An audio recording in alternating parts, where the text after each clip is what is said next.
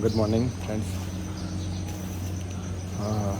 કાલ રાત્રે ખૂબ જ વરસાદ પડ્યો છે ઓમકારેશ્વરમાં. મંદિરમાંથી દર્શન કરીને આવીને અમે મંદિરની નજીક હોટલ કંચનમાં રોકાયા હતા. ફેસિલિટી બહુ જ મસ્ત છે. હવે આજે સવારે અમે જઈ રહ્યા છીએ ઓમકારેશ્વરથી ઉજ્જૈન. બેકપેકનું કામ ચાલુ છે. હોટલની કોન્ટેક્ટ ડિટેલ્સ હું ડિસ્ક્રિપ્શનમાં નાખી દઈશ, ત્યાં તમે ચેક કરી લેજો. બેસ્ટ છે સ્ટે માટે. એકદમ મંદિરથી 200 મીટર દૂર છે હોટલ કંચન.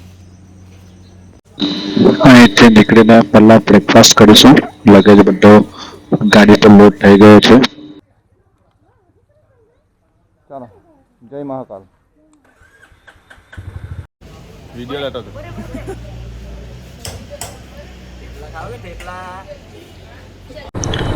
તો ફાઇનલી અમે બ્રેકફાસ્ટ કરી લીધો છે અને બ્રેકફાસ્ટ કરીને ઉજ્જૈન જવા માટે નીકળી ગયા છે.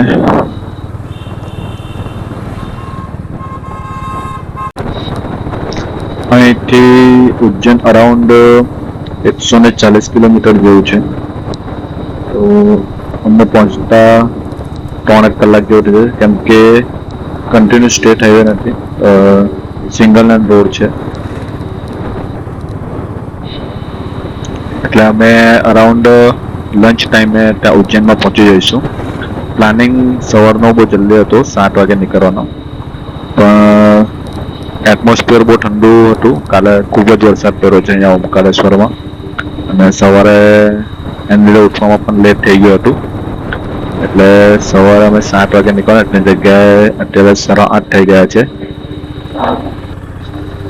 ટ્રાય કરીશું કે જેટલું જલ્દી બને એટલું જલ્દી અમે ઉજ્જૈન પહોંચી જઈએ, કેમ કે ઉજ્જૈનમાં ફરવા માટે ખૂબ બધા સ્થળ છે.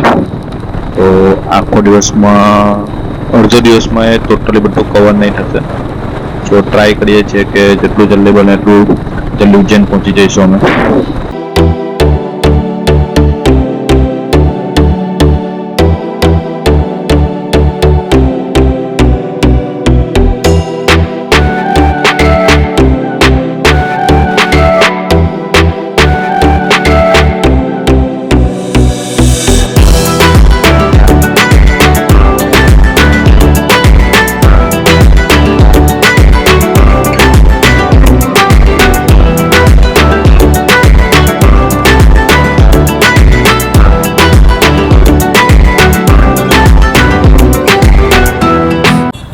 ફાઇનલી સિંગલ લેન રોડ પતી ગયો છે.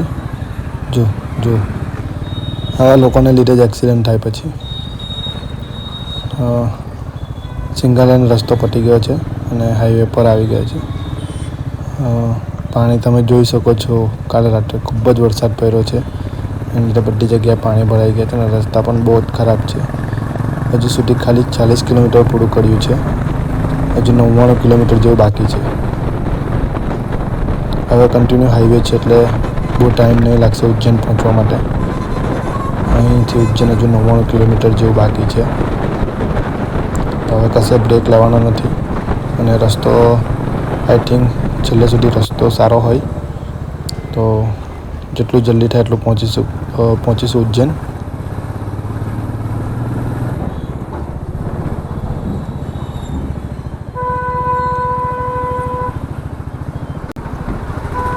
અરે ઓ અંકલ,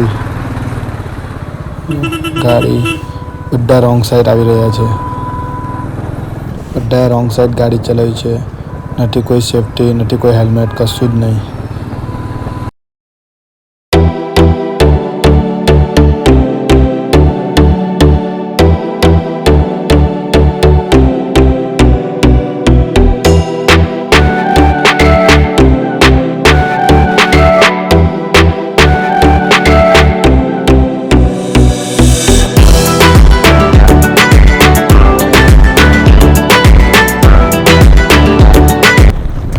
એટલું સારું છે કે રાઈડ કરવાના ટાઈમ પર વરસાદ નથી પડતો, એટલે રાઈડ કરવાની મજા પણ આવે છે.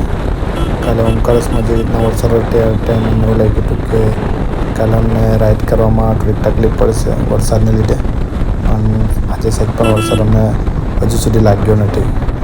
અહીંથી ઇન્ડોર સિટી પણ નજીક છે, પણ અમે ઇન્ડોર સિટી નથી જવાના. ઇન્ડોર સિટીની જગ્યાએ ડાયરેક્ટ ઉજ્જૈન જ જઈએ છીએ.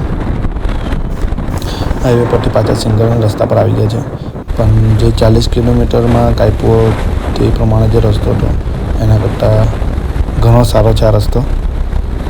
સો વધારે ટાઈમ નહીં બગડશે ઉજ્જૈન પહોંચવા માટે.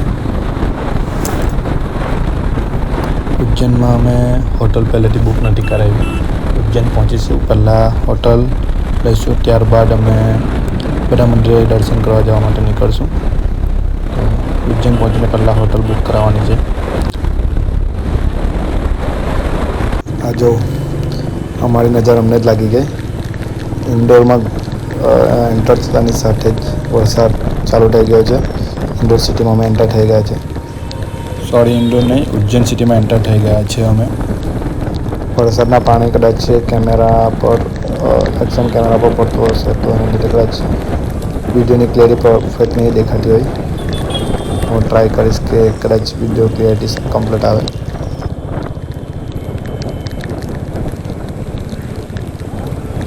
આખું મંદિર આવી ગયું ને આ બસ અહીંયા રોકાયેલા આ કમ્પ્લેટ અહીંયાથી એન્ટ્રી મળે છે ને અહીંયાની મંદિરમાં જવાની એન્ટ્રી આવી ગયા. ત્રિવેણી સંગ્રહાલય લખેલ છે ને એ એન્ટ્રી આવ્યું મંદિર જો અમને આવ્યું જો ને અહીંયા આ બધું એન્ટ્રી મંદિર અને અમે અહીંયા રોકાયેલા બાજુ. તો ફાઇનલી અમે ઉજ્જૈન પહોંચી ગયા છે. અમે પહેલાં હોટલ શોધીશું કે કઈ જગ્યાએ રોકાવું છે. ફ્રેશ થઈને પછી મંદિરે દર્શન કરવા જઈશું. ત્યાં સુધી એક નાનકડો બ્રેક લઈ લઈએ અને બ્લોગને અહીં જ એન્ડ કરું છું. તો જલ્દીથી મારી યુટ્યુબ ચેનલને સબસ્ક્રાઈબ કરી દો અને મારા બધા વિડીયોને લાઇક એન્ડ શેર કરો. Thank you.